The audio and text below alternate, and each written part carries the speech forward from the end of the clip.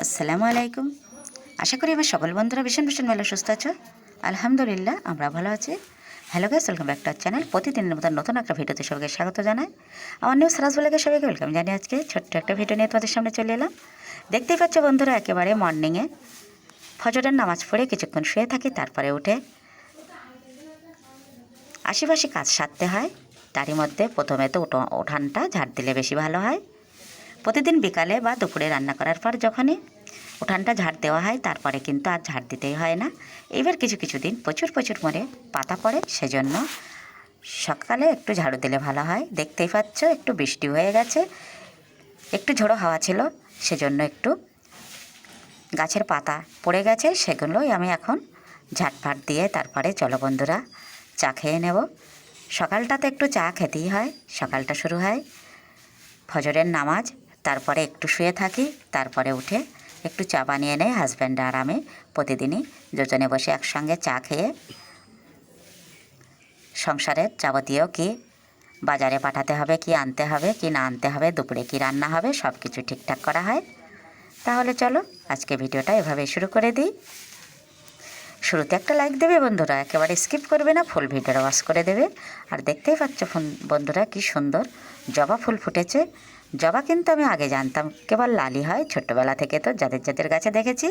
আমি অন্য রকমের কোনো কালার দেখিনি। আর এখন কি যুগ এসে গেছে, তুমি কি কালার চাও সব কালারই কিন্তু প্রায় পাওয়া যায়। 2-3-4 রকমের তো জবা অবশ্যই পাওয়া যায়। আমার বাড়িতেই আছে 3 রকমের, 4 রকমের হতে পারে। এত এত সুন্দর ফুল দেখলে কিন্তু মন প্রাণ জুড়িয়ে যায়।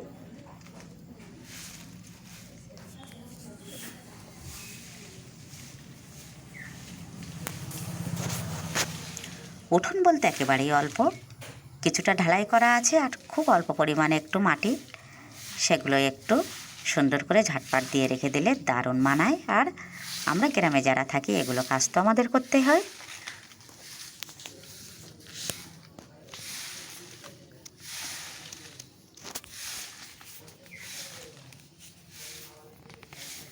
কাদায় যখন পাতাগুলো পুঁতে যায় তখন কিন্তু ছোট্ট ঝাঁটা দিয়ে তুলতে অনেকটাই কষ্ট হয়। আর এখন কিন্তু একেবারে ঢালাইয়ের ওপরে যে পাতাগুলো পড়েছে, লম্বা ঝাড়ু নিয়ে একেবারে সুন্দর করে কুড়িয়ে নেওয়া যায়।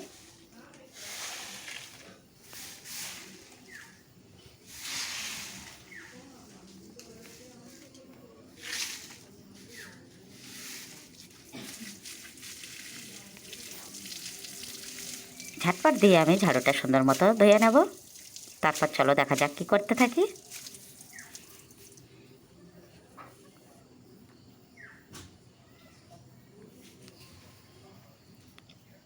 চলে এলাম একেবারে সুন্দর একটা পিঙ্ক কালারের জবা গাছের পাশে। আর এই পিঙ্ক কালার জবাটা কি সুন্দর লাগছে বন্ধুরা, একটু দেখে নাও। একটা, দুইটা, তিনটা করে কিন্তু ফুল ফোটে এক একটা গাছেতে, দুটো একটা। এত এত সুন্দর লাগে, সে তোমাদের সাথে বলবো কি, আর সেগুলোই আমি সাথে সাথে তোমাদের সাথে শেয়ার করে দেই। আর এটা তো একেবারেই গোলাপ, দেখতেই পাচ্ছ। গোলাপ কার না ভালো লাগে, জবাও ভালো লাগে। ছোট ছোট গাছে কি সুন্দর লেবু ধরেছে, সেটাও তো তোমরা দেখে নাও। এত এত বড় একটা গাছ হয়ে গেছে, তাতে কিন্তু এখনও লেবু ধরেনি, প্রায় 5 বছর হতে যায়। আর এই গাছগুলোতে এই ছোট্ট ছোট লেবু সমেত কিনে আনা হয়েছে, আর এতে কিন্তু এখনও ফুল কুড়ি আছে, সেগুলোই কিন্তু ছোট্ট ছোট্ট লেবু ধরে গেছে। খেতে তো অবশ্যই সুন্দর লাগে, আর দেখতে কি দারুণ লাগে বন্ধুরা, দেখো।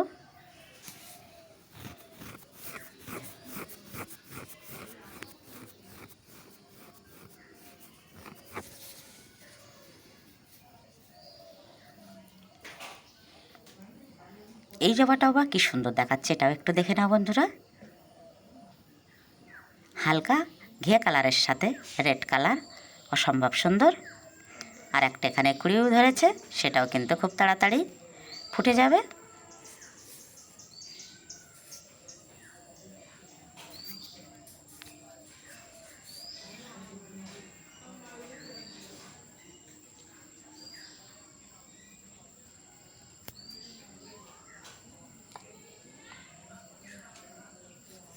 এই সুন্দর ঝুলন্ত ফুলদানিতে এই গাছগুলোও কি সুন্দর দেখায়, দেখে একেবারে মন প্রাণ জুড়িয়ে যায় বন্ধুরা।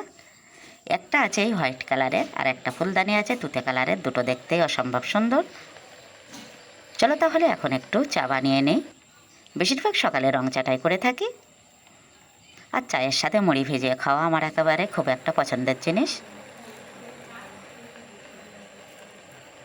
প্রতিদিন তো আদা চা বানিয়ে থাকি, সাথে কোনো কোনো দিন একটু তেজপাতাও দিয়ে দিই।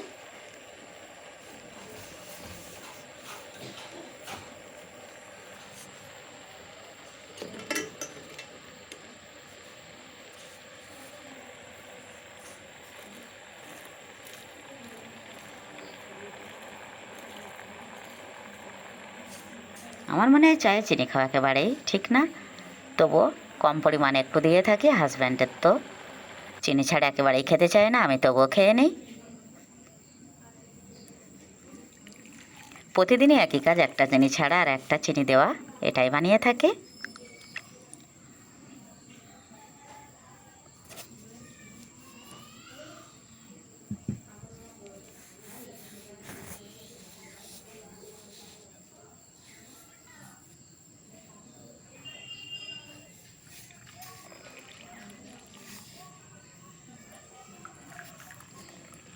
প্রতিদিন 1-2 মুঠা করে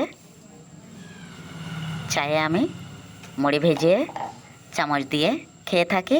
এটা আমার ভীষণ ভালো লাগে। একেবারেই শুধুমাত্র চা আমি চুমুক দিয়ে একেবারেই খেতে চাই না, সাথে একটু বাদাম হলে তো আরও বেশি ভালো লাগে।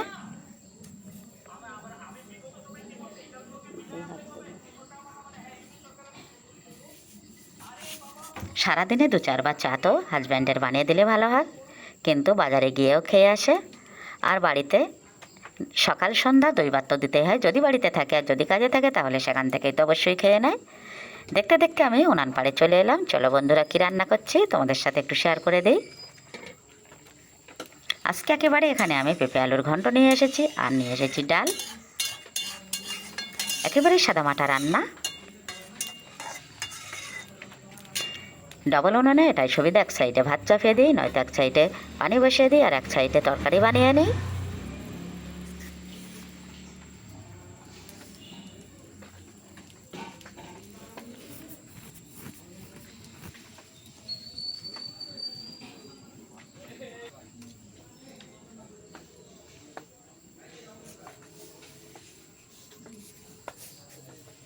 শীতের সময় বৃষ্টি হলে একেবারেই ভালো লাগে না, সেটাই টুকটুক করে একটু বৃষ্টি হয়ে যাচ্ছে বন্ধুরা।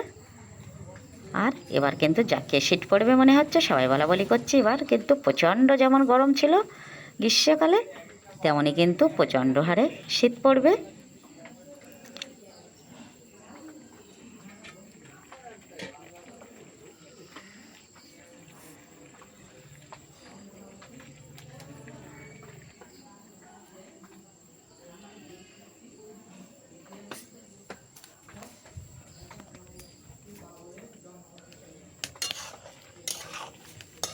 পেঁপে আলু লবণ হলুদ দিয়ে আর লঙ্কা বাটা দিয়ে একটু সিদ্ধ বানিয়ে নিচ্ছি।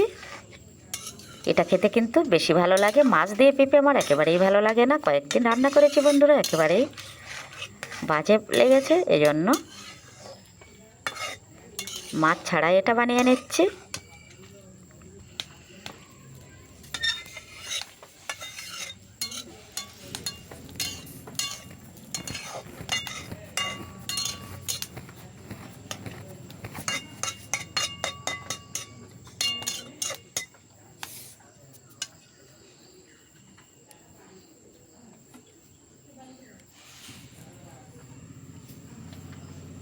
পেঁপে আলু আমার একেবারে রেডি। তারপরে আমি আবারও কড়াই বসিয়ে দিলাম, কড়াইতে দিয়ে দেবো পরিমাণ মতো তেল।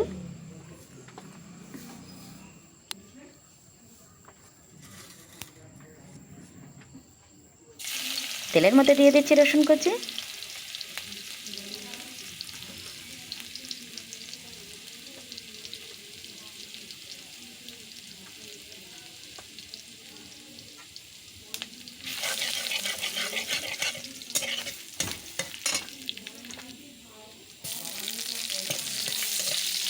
অল্প একটু পেঁয়াজ কুচি দিয়ে দিলাম।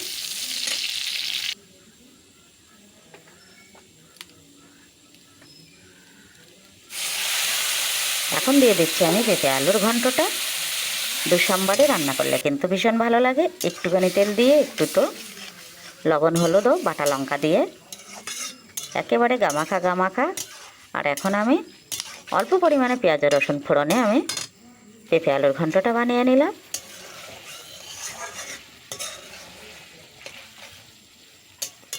মাছ দিয়ে যে কয়েকদিন রান্না করেছি তার চেয়ে কিন্তু আজকে বেশ মজা লেগেছিল।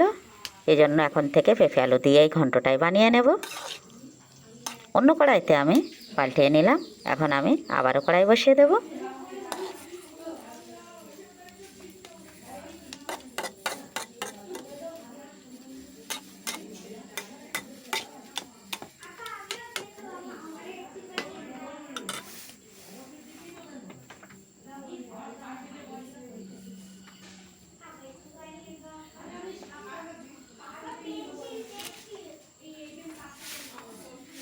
কড়াইটা ভালো মতো করে ধোয়া হয়নি, অল্প পরিমাণে একটু ধুয়ে নিয়ে এখন দিয়ে দিচ্ছি তেল।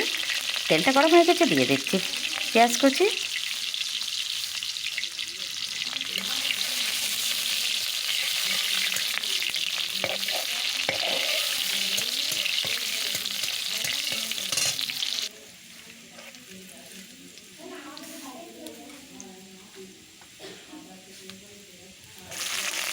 এখন দিয়ে দিচ্ছি রসুন কুচি। পেঁয়াজ রসুন ফোড়নে তোমরা দেখেছো বন্ধুরা আমি ডালটা বানিয়ে নিই। আমাদের বাড়িতে এটা সবাই পছন্দ করে, সেটাই আমি বানিয়ে থাকি। আগে গোটা লঙ্কা দিয়ে দিতাম, কিন্তু এখন আর লঙ্কা দিই না। রসুন ও পেঁয়াজ ফোড়নে আমি ডালটা এখন দিয়ে দিচ্ছি। একেবারেই আমার পেঁপে আলুর রসা ও রসুন ও পেঁয়াজ ফোড়নে ডালটাও বানিয়ে নিলাম।